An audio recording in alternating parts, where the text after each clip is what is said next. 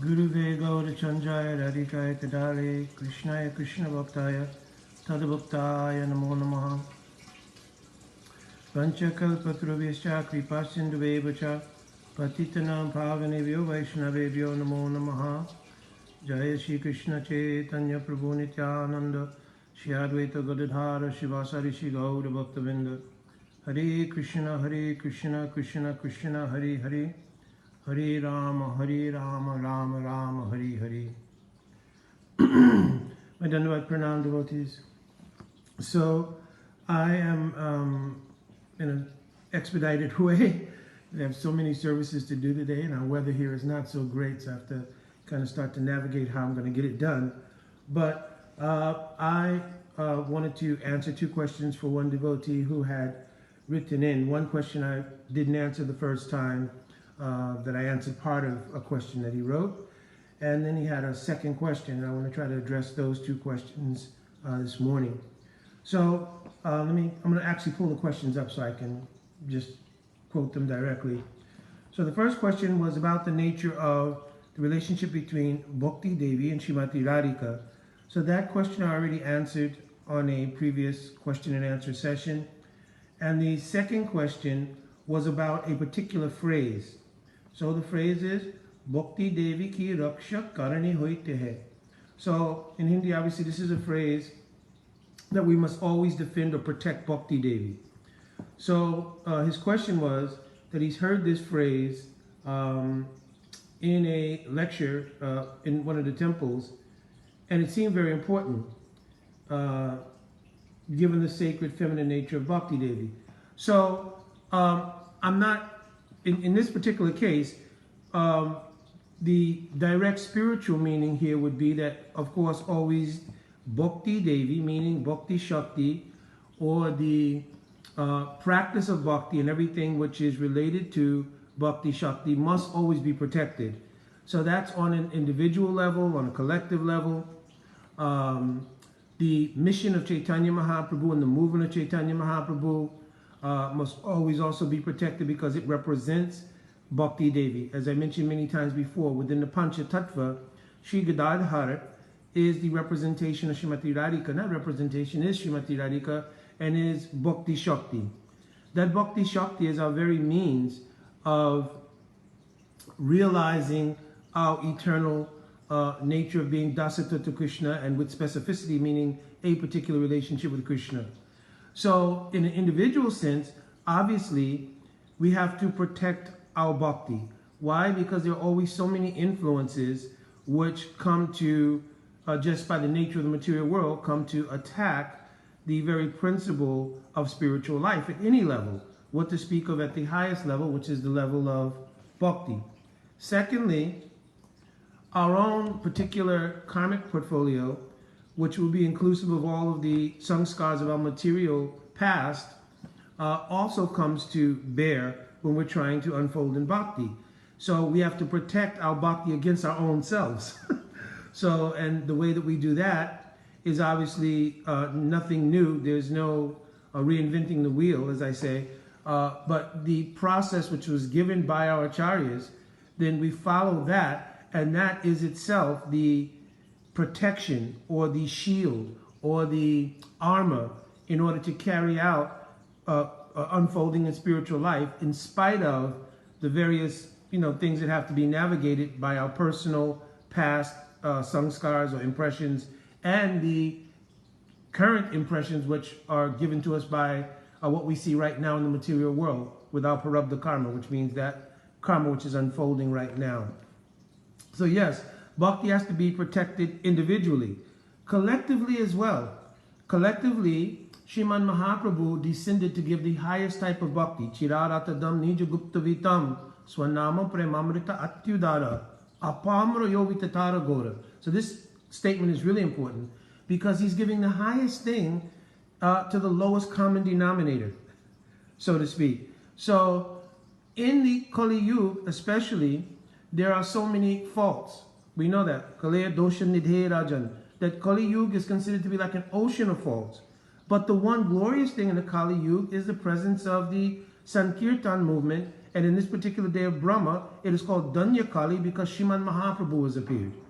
So those extremely valuable teachings that have been given by Sriman Mahaprabhu, they have to be protected in a collective sense by everyone who is representative of Mahaprabhu at all times. We see even right now, and I don't want to make this because it could be like a whole separate class, and I've actually spoken to some degree on this before, that a great deal of the conceptions of Sriman Mahaprabhu and our Guru Varga has come under attack because we don't live the same insulated lives that, you know, were formerly done, and mostly in the Western world, because in India, everything has always been a balance between ashram life and vyavaharic life or external life, grihastha life. But in the West, when our Srila Prabhupada first came, there was emphasis on ashram life because the insulation was needed in order to put us firmly on the path with good footing of bhakti. Of course, now in the West and pretty much all over the world, the dynamics have also changed, where many people are living just, you know, grihastha life with jobs, living more in the external world. And as I've mentioned, therefore, in the larger body of devotees in the world, things are more porous, meaning it's more probable and possible for external influences to come in. And we see it all the time. Probably we'll do another video at some point regarding this issue because it is so important. And I think that's one of the elements of protecting bhakti is being careful about vetting various things which come from the external environment and allowing them to seep into either the lexicon or our common parlance that we use. Like, for instance, there's certain words which are popular in the New Age community which have various meanings and which, you know, maybe someone came up with at some point and somehow entered into our spiritual parlance among devotees because maybe we were preaching in a New Age community or something.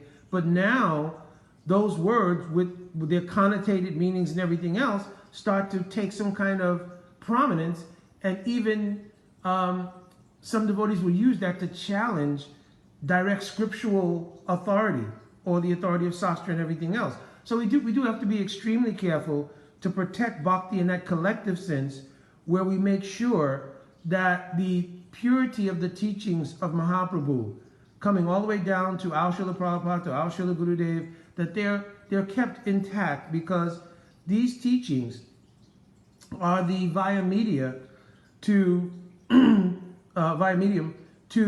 unfolding to the spiritual reality. And if we don't protect it and we allow it to be either corrupted or conflated with other things within the material realm, then the possibility of aparad comes, the possibility of misconception comes, apasiddhanta comes, and in this way things become spoiled.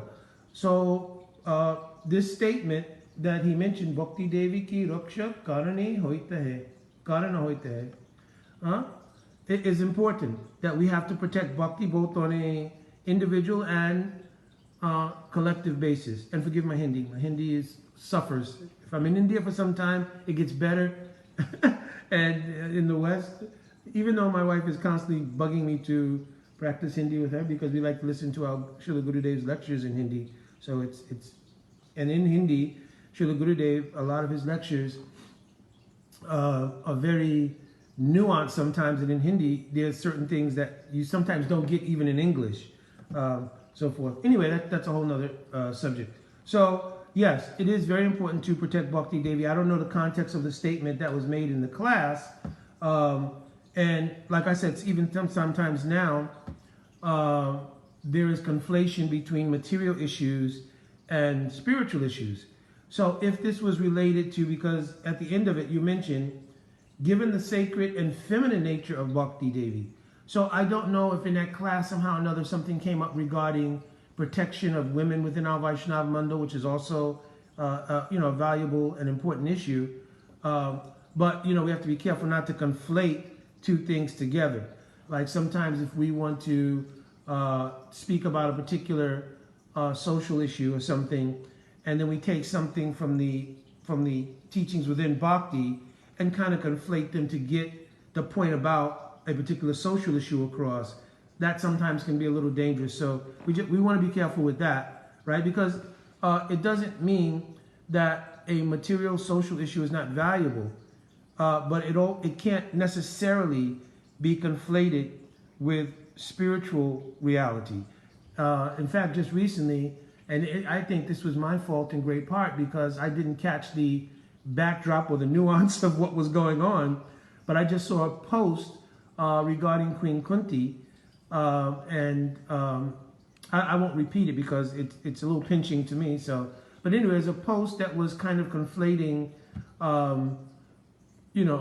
child abuse or abuse and so forth, and the devotee who made the post, somebody asked him the question, and I know that devotee is a very wonderful devotee, a very sastric, very sweet devotee. I really have great affection for that devotee. So he posted it as a question, and it was related to like something else. So there was a lot of like nuance in it, but I just was looking at the topic itself, and I was answering some of the things based on just the external question, but there was some behind the scenes elements going on with that as well. So point being, there should be some caution in general. This devotee was very clear about, I guess, the intentions and everything else that was going on. And I know him to be very serious, very learned devotee. So hopefully that answered that question. So now I want to go to the second question, and I'm going to read it again because I want it to be clear. If hearing from Shri Guru removes anarthas, and I've heard, he says he's heard me say before in classes, that Guru makes the mantra swarup manifest in the heart, okay? Shouldn't we take hearing to be necessary? Yet, devotees also say that it is more important to chant as many rounds as possible, to the extent that one holds chanting to be more important than hearing. One could certainly argue for this based on many statements of our Srila Prabhupada. And he says he's also heard other esteemed devotees say like this. But to me, it seems that hearing is much more important than the value it is being given here, to the extent that once 16 rounds are completed, we should invest time in hearing rather than chanting more and more rounds. So this is a pretty long thing. So which is it? Only chanting or hearing and chanting? And if so, what is the relative importance of hearing to chanting? Why should we hear when we could be chanting? So that was a pretty long question. Hopefully everybody got it. I wanted to repeat it verbatim pretty much. So basically, let's look at the relationship between hearing and chanting. So hearing and chanting are really also part of, to make a segue from our last question, hearing and chanting is actually the energy of Bhakti Devi. There's one quote in the Bhakti Sandarbha, Bhakta Rupa Twas Touch Shakti Jivera Abhivyakta Bhagavan Eva Karanam, that actually and also Tattva Indriyadi Pravritto Sacha Iti. So the energy that any aspirant is using in bhakti, hearing, chanting, serving, etc., it is actually, Touch Shakti means the energy of Bhagavan. So it is Bhakti Devi, it is Bhakti Shakti. So it's not that there is a value difference, so to speak, between hearing or chanting or serving or remembering, right? All of these are one Shakti, but they function differently. Just like, as an example, if you take electricity, electricity is one kind of energy, but it functions in so many ways according to need.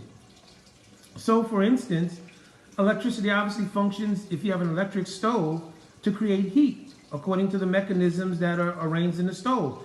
In a refrigerator, the mechanisms in the refrigerator make that same energy work to produce cold. So, in the same way, hearing, chanting, remembering, or any of the elements of bhakti, first of all, they have to be activated by your own saranagati.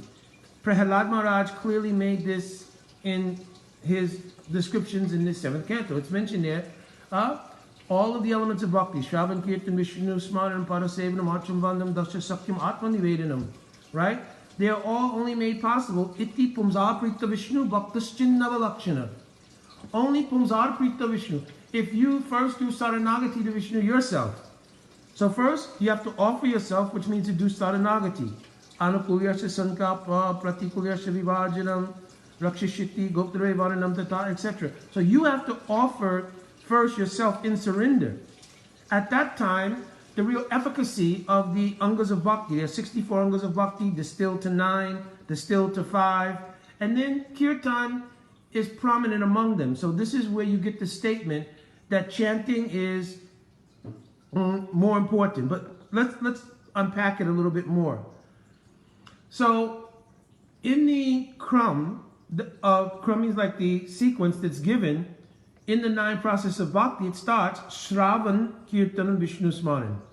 So Shravan, or hearing, is placed first. So why would that be if actually Kirtan is more important? Now remember, there is no value to each of them in a mundane sense. I just explained they're one Shakti, they're Bhakti Shakti itself, and they subsidize the Jiva because Atahashi Krishna Namani Nabhavad Grayam Indriya. With your Grayam Indriya means your material senses, you cannot serve Bhagavan. So until you yourself have spiritual senses, right, then you have to be subsidized. And that subsidy I just explained, Jiva Goswami is quoted in Bhakti Sandarbha in that verse that I quoted earlier, Bhakti Rupa Twas, etc. So your senses are subsidized by this Bhakti Shakti, right? So why is hearing placed first? Because for most people, their Bhakti Sanskars came by some form of hearing first. Because if you were anywhere, and I'm giving just an example, but it could be a myriad of things that could have happened to create it, but generally my point being that hearing was the first thing that initiated your Bhakti Sanskars. Someone was somewhere and they heard a kirtan party. Someone was somewhere and they overheard some speaking about Krishna, or they inadvertently heard the name of Krishna. Some way, form, or fashion, hearing was the first spark that created Bhakti Sanskars in the chitta of the jiva. After that, someone may have then repeated it somehow or another. Even if they repeated it, Sanket Parihasam Vastobam Helanam Va. Even if they repeated it in some unorthodox way, meaning jokingly, if the syllables were reversed, like the example is always given that in Islamic tradition, something that is forbidden is sometimes called haram, right? So within that are the syllables of Ram. So in any way, form, or fashion, or Helanam. Helanam means with neglect. So someone is just saying in a negative way, oh, those Hare Krishnas, or something, right? So someone heard somehow or another, and then it comes into the chitta, and then it's repeated in some way, form, or fashion, right? Even if it's aparad or abas, which abas really won't come until there's some substance there. But in any way, it's repeated. So in this way, hearing is the precursor, so to speak, to chanting. In that simple sense of how the beginning of Bhakti Sanskars come into the jiva, right? Now, after a person actually has enough sukriti, Bhagavad Bhakteshu Sangena Parijayate, and they're able or have the good fortune to get satsanga of a Bhagavad Bhakta, at that time, again, hearing will become the most prominent and initial element in your unfoldment. Because now, hearing from that sadhu or guru, one has a deeper sense of the impressions of bhakti, because what you hear from sadhu or sadguru is imbued with swarup shakti. And now, especially if we go along with what I said in the beginning, now you are saranagat, you've done surrender. Now when the sadhu guru speaks, and what you hear takes the form of anubhavati, like some kind of realizations at gradual levels, and enters into the chitta, now it is different from the hearing that took place simply as sukriti that gave initial impressions in bhakti.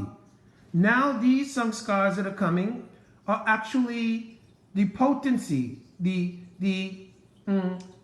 condensed potency that begin to remove pop and anarthas, meaning sins and obstacles, etc., etc. And it starts to give revelation of the absolute truth.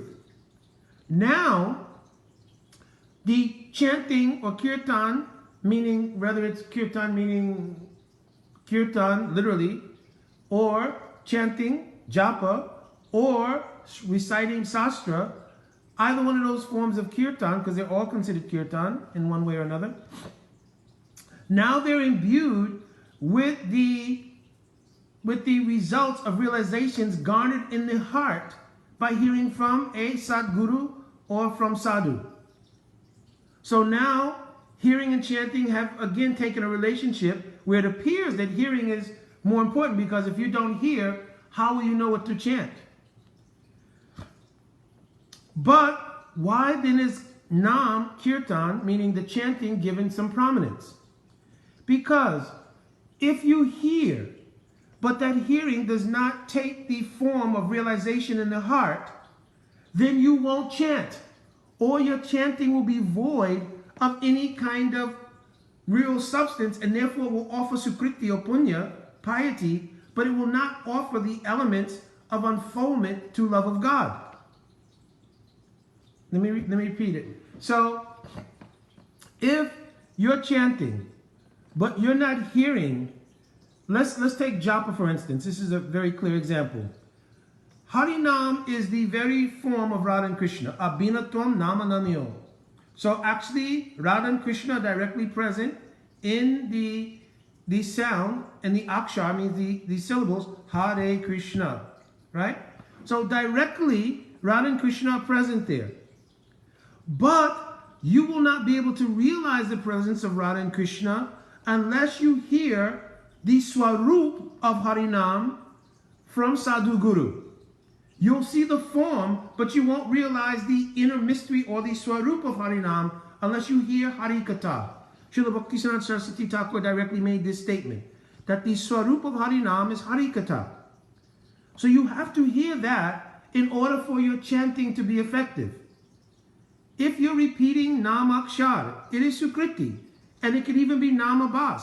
And what is the efficacy of Namabhas? Vaikuntha Nama Asesha Aga Haram Vidu. It can remove unlimited sins, just like in the case of Ajamil Upakyan. Simply by reciting the name Narayan, even though he's thinking of his son, it removed unlimited sins.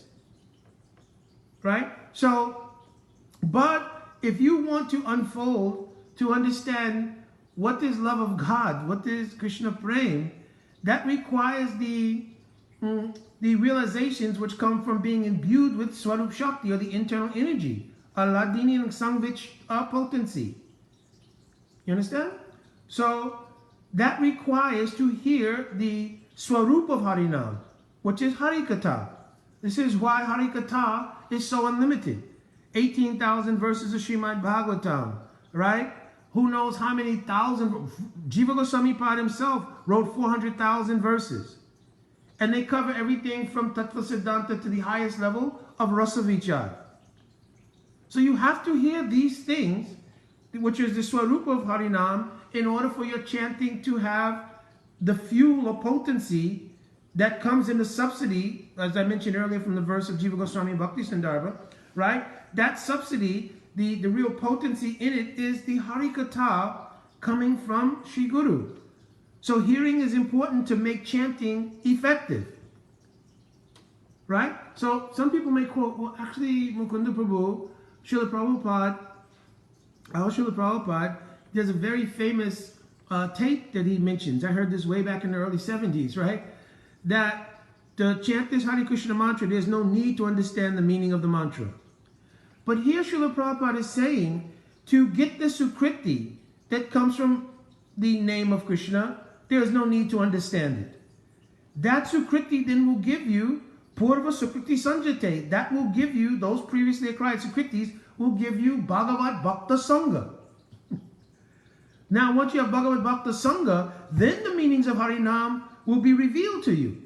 So in the very beginning, you may not need to understand, but certainly after you create the desire. The desire arises in your heart. Oh, I want to understand. I want to know what is Bhagavan. Then yes, you have to hear Harikatha in order to understand the Swarup of Harinam. It is equivalent, and I've given this example many times, if someone will knock on your door and you open the door and you see the person standing there, well, you can actually see their form, right? You can digest, this is this person, this is the gender, the racial makeup, etc., etc. But you still don't know that person. And you won't really know that person until they open their mouths and say something. And when they say something, the Swarup means the inner quality, inner reality of that person comes out. Oh, my name is John. I am your cousin. Our aunt so-and-so sent me to visit you. All of that information now becomes what creates a relationship between you and that person. That's the revelatory nature of Harikatha. That as you hear Harikatha, the understanding of Hare Krishna, Hare Rama becomes more and more understanding that it is directly Radha and Krishna. Not only Radha and Krishna, but Radha, Krishna, their Dham, their Leela, their associates, everything. So that comes from hearing Harikatha. So there really is not a value system between what is more valuable, Harinam or Harikatha. They are one reality that are inextricable and indispensable. You can't like do one, well, I'll chant, 3 lakhs Harinam, right? But hearing Harikatha is not so important, right? No. Or if you hear Harikatha 7 days like Maharaj Parikshit, right? But then you say, I'm only going to hear Harikatha. In fact, I enjoy hearing Harikatha so much. But you don't take Nam Japa, which is directly the instruction of Mahaprabhu. Then what you're hearing won't come as spot, or spot means like realization, right? It won't allow epiphanies regarding Harinam and Krishna consciousness to come into your heart. So both things have to be there. They're of equal value, but they work in succession, just like I described electricity functioning differently. Then Harinam and Harikatha function differently at different times in your unfoldment. In the very beginning, you simply heard Harinam. From that impression of hearing Harinam, oh, that's a curious thing. Who are these people? In junior high school, I went to lunch one day with a friend. And this is, I don't know, I can't even remember. I don't want to date myself. Anyway, there was a Harinam party right under the train station. We spent our entire lunch hour just watching them. And then when we went back to school, I said, hey, man, you guys missed lunch and everything else. We didn't see you guys at the diner, whatever the case is. What were you doing, watching those crazy people? So then my friend, he said, well, at least they look very happy. And I echoed the same. I said, yeah, they look very happy, So this was some Sukriti, right? That was part of probably, at least I know my unfoldment, right? So that hearing produced a piety or punya or Sukriti, some kind of pious activity that then later led to the idea of visiting a temple or getting a book or whatever the case might be. And then that's the genesis, at least in this life, because we may have previous samskars as well or previous impressions, but that becomes the genesis in this life for either the continuing of our bhakti from previous lives or maybe the beginning of our path in bhakti. So hearing in the beginning is like that. Then we begin to chant, because when you enter the process of bhakti, emphasis is given, every day chant at least 16 rounds. So if you want to take initiation, then you need to chant at least 16 rounds. Of course, according to Shastra, there's no formality to Harinam. Harinam is not under the stricture of any kind of Shastra. There are in Padma Puran 10 offenses mentioned regarding Harinam. But Harinam itself is Radha and Krishna and Mahaprabhu, and therefore it's Swatantrita, means it's independent. It is not dependent on rules and regulations. It's clearly mentioned in Shashtakam. Tatrapita niyamita smaranena kala. Like if you were chanting Gayatri, you need to chant in certain hours, right? Your condition has to be a certain way. You have to be clean, etc., etc. But to take Harinam, there's no such rules and regulations. If you are laying down, You are not completely in a clean state. There's no rules and regulations for remembering Harinam. So Harinam is independent like that. But to give some system to helping us to unfold, then our Guru Vargas have said there should be a minimum amount of rounds chanted. So Sriman Mahaprabhu in Chaitanya Charitamrita, it is mentioned that he would only, maybe Chaitanya Bhagavat, that he would only take lunch in the house of a Lakpati. Lakpati means somebody Lakpati means who has lakhs, means money, a lot of it. So, but here Mahaprabhu didn't mean that. So Lakpati here meant that he would only take prasadam in the house of those who chanted at least 1 lakh of Harinam. It is from this that our Srila Bhaktisiddhanta Saraswati Thakur, Srila Prabhupada, instituted in Gaudiya Math that 1 lakh of rounds was the standard of chanting, 64 rounds. Our Srila Prabhupada, in coming to the West, right, even though in Gaudiya Math many devotees chanted more than 1 lakh Harinam. So that's a whole other discussion, what was their time sequence, all that, that's a different discussion. But when our Srila Prabhupada came to the West, then he realized, and here's the value of hearing, that instructing devotees in the beginning to chant 64 rounds, no one could do it. Why? Because there was absolutely no understanding or inner epiphany regarding Harinam. And to sit for 4 to 5 hours and to strictly chant Hare Krishna, Krishna Krishna, Hare Hare, Hare Rama, Rama Rama, Hare Hare, without deviated mind, without falling asleep, without distractions, would be impossible. So, obviously that was expressed to Srila Prabhupada. Srila Prabhupada said, okay, 32 rounds. When 32 rounds also was difficult, Srila Prabhupada said a minimum of 16 rounds. 16 rounds also, many devotees in the beginning, all of us may be chanting with distraction, with deviated mind, inability to concentrate. But by having Srimad Bhagavatam every single day, in the evening Bhagavad Gita class, and having books available for independent study, then the idea was that even chanting 16 rounds, gradually hearing Harikatha, which is a Swarup of Harinam, then gradually, the relationship and the connection between Harinam and Harikatha would be understood. And gradually as your repository of Harikatha became very deep, your ability to take Nam with some Nam Ruchi, means some taste in Nam, would start to happen. So as you become more mature, then you start to take Harinam, Hare Krishna, Krishna Krishna, Hare Hare, Hare Rama, Rama Rama, Hare Hare. But in taking that Harinam, all the Harikatha you've heard from Sadhu Guru comes into your heart. Just like I'm giving you an example. If you hear the song that was played at the first time you met your significant other or your high school prom or whatever, as soon as you hear that song, immediately it stimulates remembrance of that time, that event, the night that it happened, everything else. This is one of the potencies of sound vibration. That's a whole different class, but that's one of the potencies of sound vibration, even mundane sound vibration. So what this speak is, if you're hearing transcendental sound vibration of Harikatha, and you're chanting the transcendent name, as soon as you begin to chant, that Harikatha that you've been hearing will rise up in your chitta and manifest itself on your chitta as you're chanting. So now, perhaps you're chanting Hare Krishna, Krishna Krishna, Hare Hare, Hare Rama, Rama Rama, Hare Hare. And what rises up on your chitta as soon as you say that are the verses of Shishastakam, Cheto Dharpanamajanam, etc. Or Vacho Vegam Manasakroda Vegam.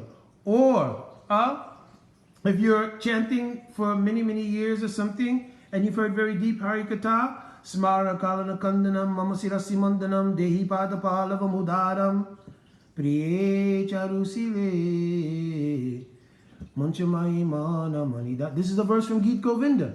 So according to your adhikar, according to your own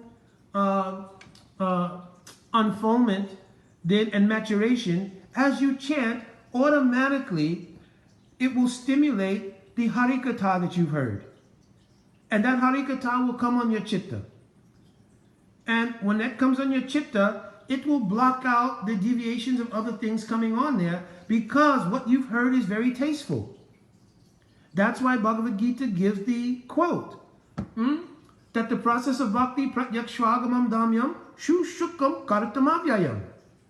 It is giving direct revelation. Pratyaksha means direct revelation of your internal reality. That's why it becomes tasteful to hear Harikatha while you're chanting. Not while you're chanting, but as a result of your chanting, Harikatha arises in your chitta or your consciousness, right? And shushukam kartamavyayam. It becomes something joyfully done because it gives taste.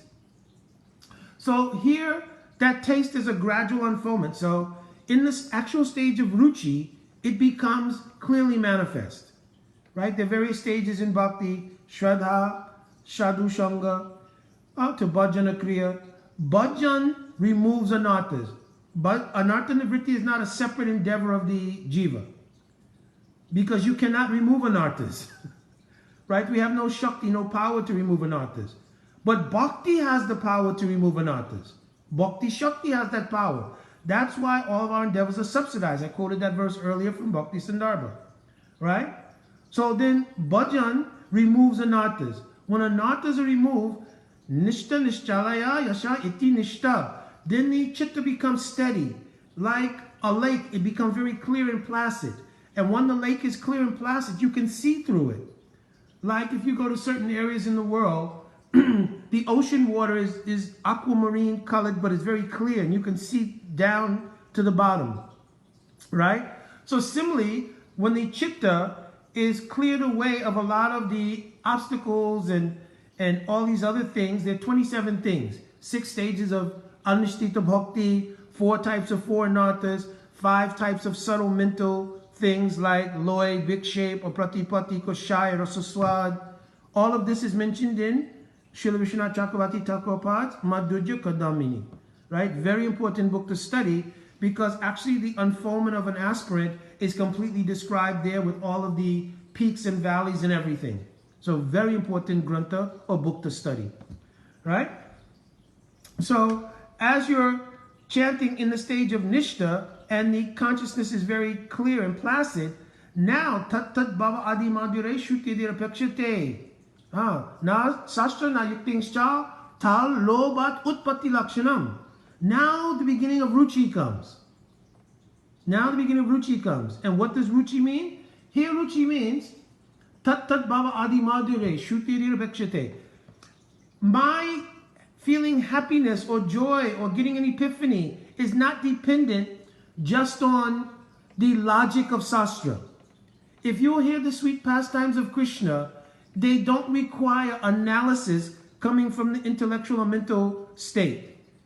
But directly the inherent Swarup Shakti inside that Harikatha coming from Guru touches the chitta and creates a taste which enhances lobh.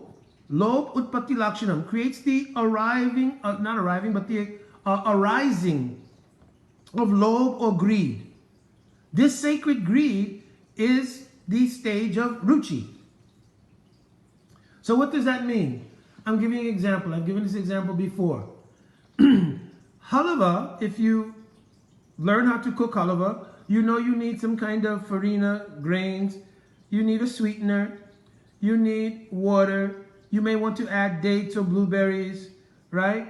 And you need butter, obviously, to cook the halava. It has to be cooked for a certain amount of time. You should see the brown color coming. Then you will add the water. Then you'll cover it and sit for a while. Then you may want to add cardamom on top. So I don't want to make anybody hungry, but I'm describing how halava is made.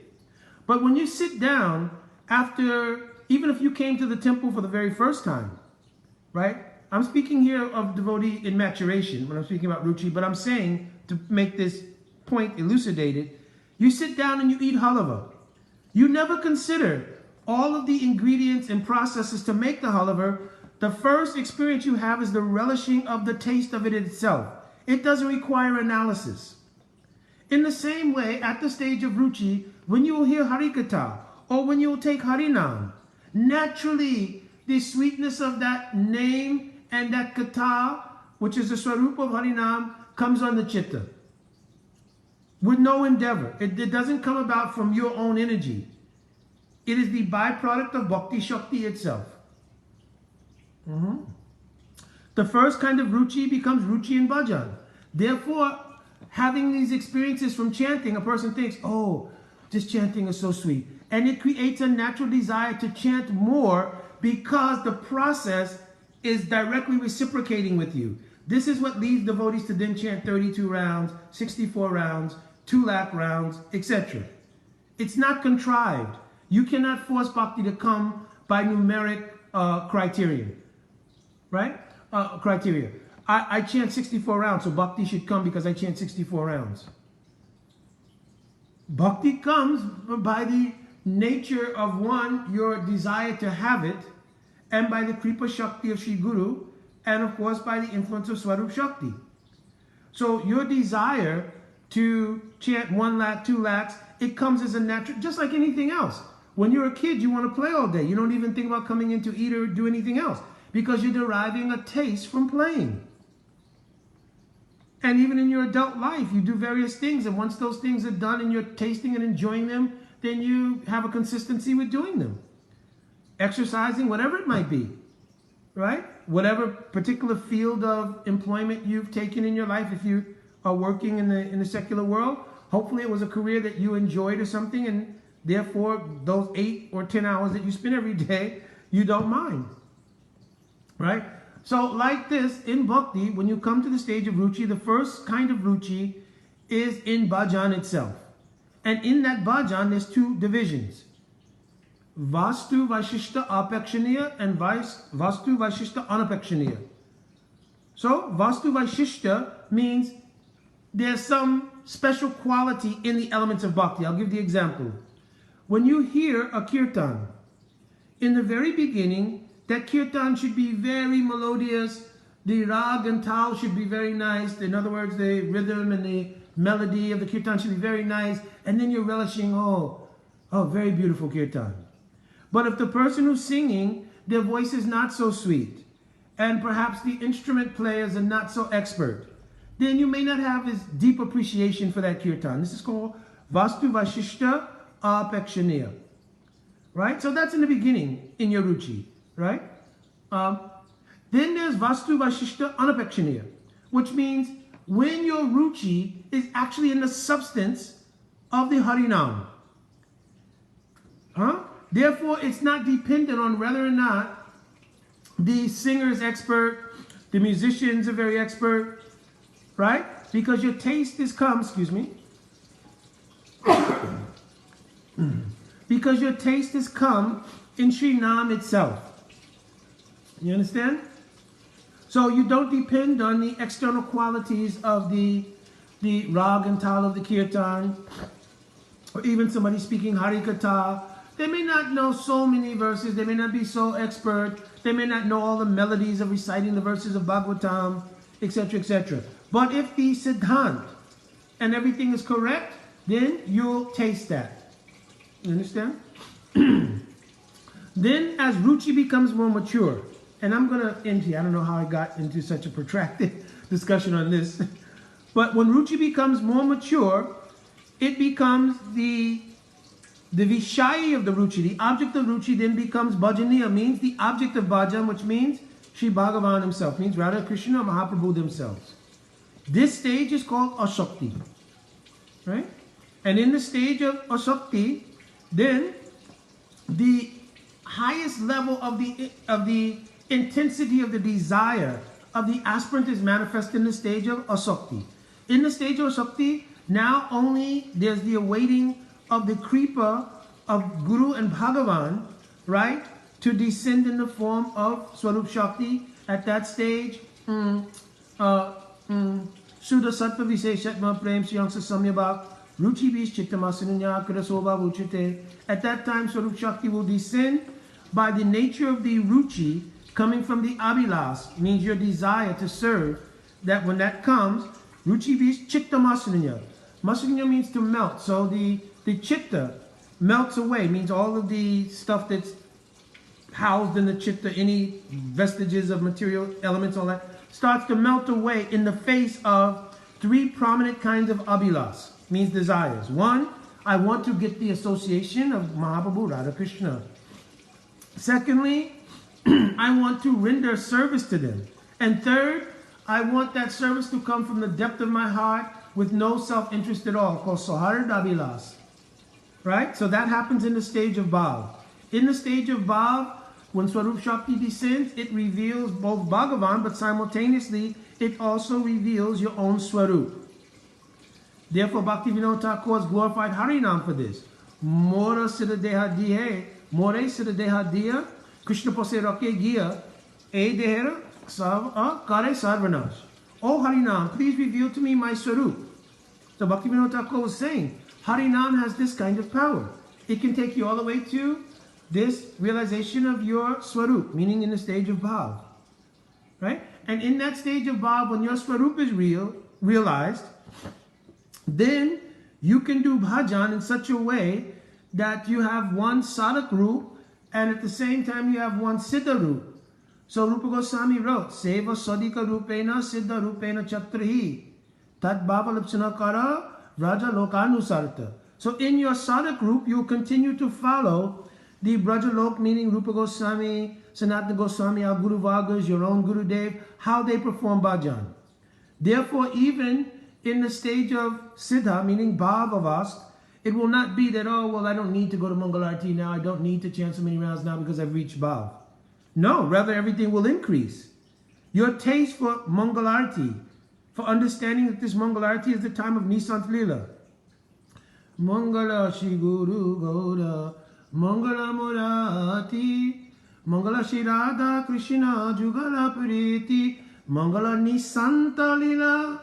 Right? So this time is has so much uripan, means so much stimulation for your bhajan, for your mood. This time so many services are going on. I'm not describing these things, maybe we're getting out of our discussion pattern here. But this is a very important thing, that in the stage of Bhav, not that I don't need to do Mangalarti now, I don't need to chant so much because I'm in Bhav. No, the opposite happens. Everything increases, right? And simultaneously, your Siddharup, also by the depth of your meditation, when you take Harinam, then it gives you entrance into your realized form, your Siddharup, and in that Siddharup now, you're performing so many functions. So now tying that together, when you're chanting in the stage of Bhav, your chanting immediately brings up your Siddharup.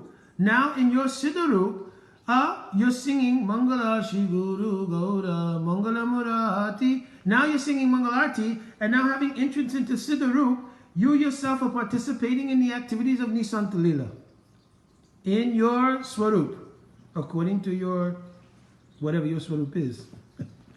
So, anyway, I hope this, in an expanded way, answered the question of Prabhuji regarding the relationship between hearing and chanting. They are like the yin and yang. They have a inextricable relationship. They function differently at different times. They are composed of absolute spiritual substance, Swarup Shakti, and therefore, it's not that one has a value system of greater than the other, and they cannot be separated in any way. Because if you're chanting but you don't hear anything, what will be the meaning of your chanting? If you're hearing so much but you're not chanting, which is the very means of realizing what you hear, how will it work? So hopefully this was satisfactory. Prabhuji, I really appreciate your questions, as I mentioned to you actually on the post itself. My Dandavat Pranam devotees, I'm sorry if I got a little carried away and I went a little longer than I was supposed to go. Again, I always reach out that the reason I do this live is because there's so many senior devotees, and senior devotees can give any correction to anything I might have said wrong, and also to give further elucidation on any of these questions that come up.